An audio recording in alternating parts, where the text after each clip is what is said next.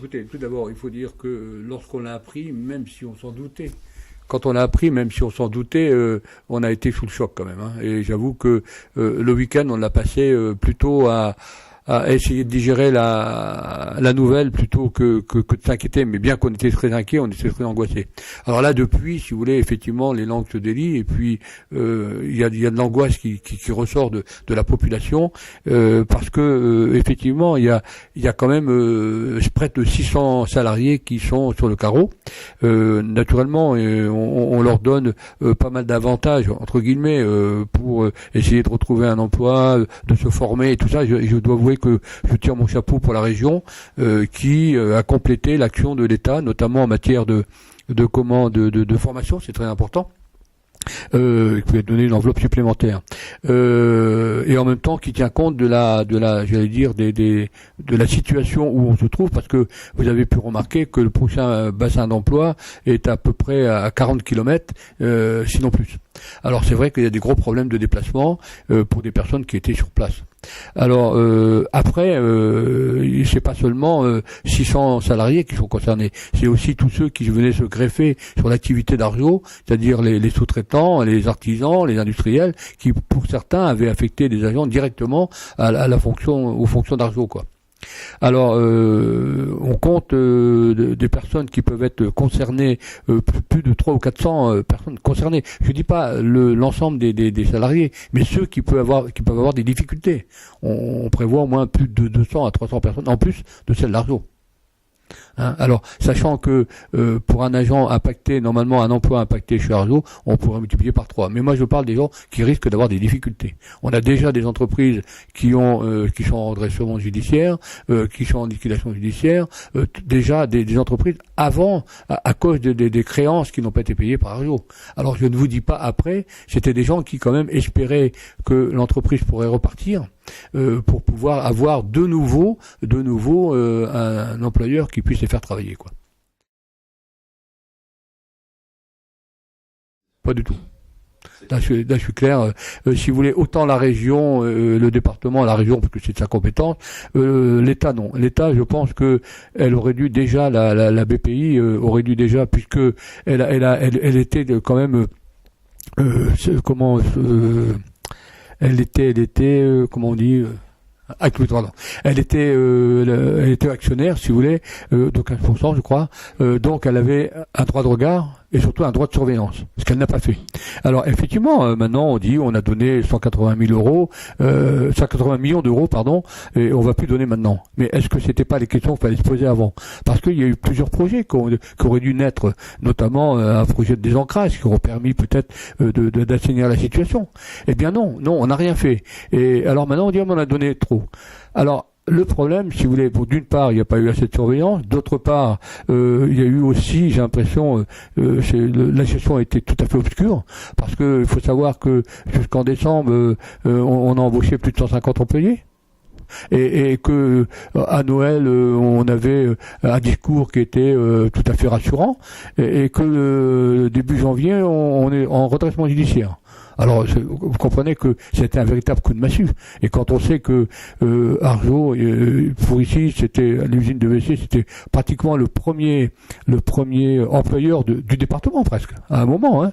Alors, vous pensez que pour une commune de 2200 habitants, et même un bassin de vie, un bassin d'emploi qui est important, ça concerne au moins une dizaine de communes. Hein.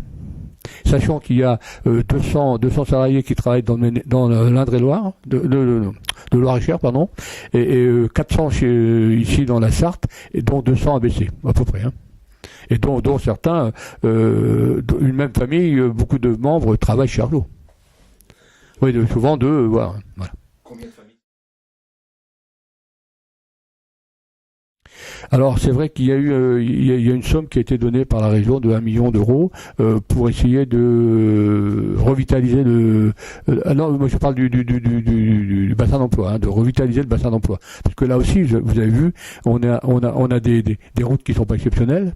On est au prochain bassin d'emploi. On a été un bassin d'emploi, et puis maintenant les prochains bassins d'emploi se trouvent à 40 voire 50 kilomètres.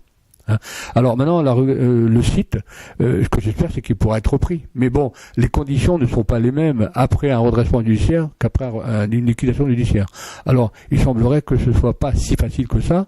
Alors maintenant aussi, moi, pourquoi je suis en colère, c'est que effectivement, il y a eu un redressement judiciaire, mais on n'a pas laissé le temps non plus à un éventuel repreneur de se présenter. Alors celui qui s'est présenté, en plus, manifestement, moi, c'était quelqu'un du métier, au moins, et puis, si j'ai bien compris, son histoire était pas mauvaise, puisque toutes les entreprises qu'il avait achetées, même qu'il a revendues, aucune n'a fermé. Donc c'est quand même un critère. Alors maintenant qu'il n'ait pas eu le temps de trouver des fonds, c'est compréhensible, parce que il avait à peine 3 semaines dans un premier temps, après 2 fois 15 jours, mais attendez, c'est pas possible. En plus, il y avait un problème de langage, un problème de culture, un problème de tout ça. Alors je sais qu'on a fait un procès de ce monsieur-là, mais moi je suis pas d'accord. Maintenant, je suis pas de la partie. Hein.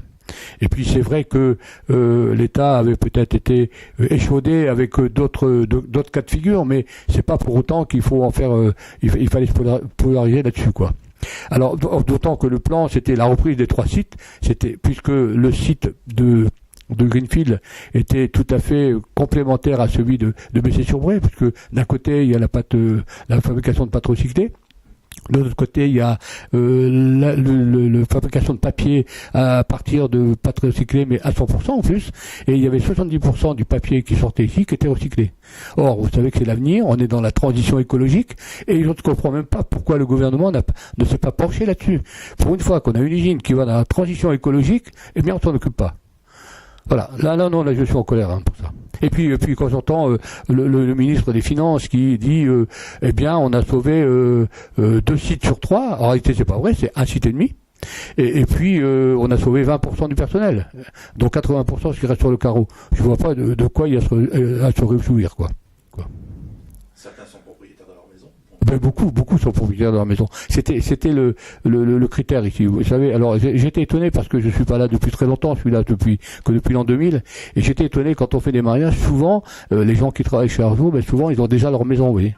C'est quand même assez rare, quoi. Hein. Alors c'est vrai que beaucoup de personnes ont leur maison et ils sont attachés. Alors vous vous rendez compte, déjà ils auront beaucoup de kilomètres à faire pour trouver un emploi, ou alors vendre la maison. Alors et l'immobilier il a forcément baissé. Déjà on n'avait pas un immobilier très important. Maintenant je suppose que ça sera encore plus difficile de pouvoir revendre déjà. L'avenir du village aujourd'hui? Il est très compromis et franchement on se rend pas encore compte complètement de l'impact que ça va avoir. On sait que ça va être une catastrophe, mais on ne sait pas encore. Alors j'ai des témoignages de maires qui ont connu la même mésaventure et qui me disent qu'ils mettent beaucoup de temps pour s'en dresser, quoi.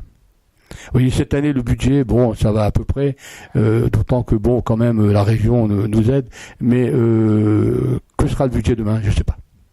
D'autant plus que il faut savoir que en plus de 30 ans, on a perdu 1500 emplois à Bessay. Vous vous rendez compte, à une époque, il y avait à peu près autant d'emplois que d'habitants. Maintenant, forcément, c'était l'Eldorado. Il y a eu beaucoup de constructions qui ont été faites, beaucoup d'infrastructures. On a des infrastructures qui sont dignes d'une commune de 5000 habitants. Mais maintenant, ces infrastructures qui plaisent à tout le monde, qui sont à la disposition de tout le monde, mais qui maintenant ont un coût. Maintenant, il faut les entretenir et tout ça. Voilà. Je sais pas du tout.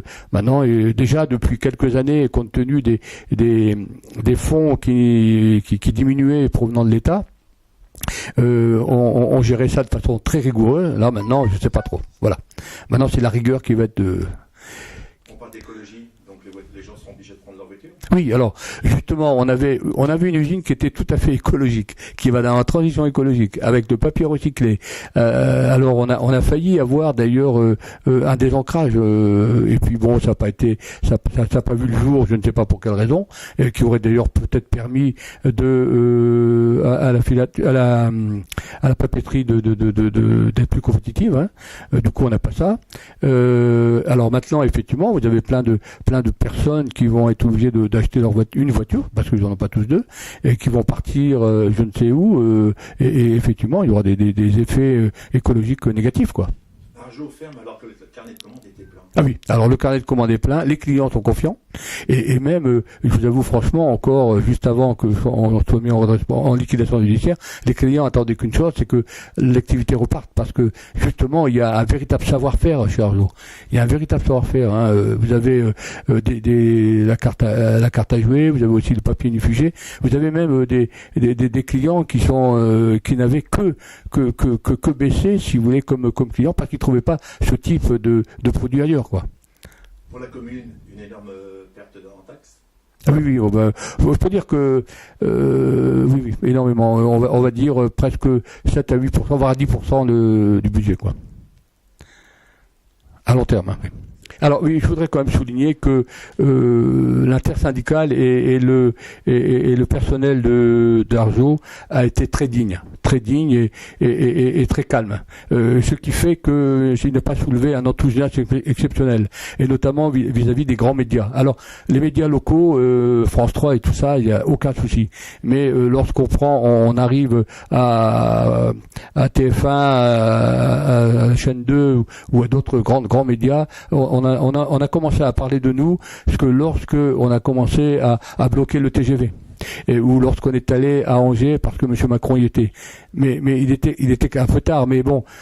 Moi, je trouve que c'est quand même dommage que les médias ne s'occupent que lorsqu'il y a des catastrophes. Et lorsqu'on a des gens qui se comportent de façon humaine, de façon digne et de façon calme, eh ben non, on n'en tient pas compte. Alors que finalement, les pouvoirs publics ont, eux, indiqué que là, Arjo s'était bien comporté. Alors moi, je ne sais plus comment on fonctionne maintenant. S'il faut tout casser pour avoir la primeur de l'information, c'est pas normal. C'est pas dans la morale du coin, quoi. Voilà. Un mot pour terminer? Oui, ce que j'espère, c'est qu'on va pouvoir quand même se redresser, quoi, tel le phénix. Et puis surtout, ce que je voudrais, c'est qu'on en sorte la tête haute, quoi. Et puis je voudrais surtout dire à tous les administrés que ils ont tout mon soutien, et que franchement, je serai toujours là, parce que là aussi, ils sont restés dignes aussi. Voilà.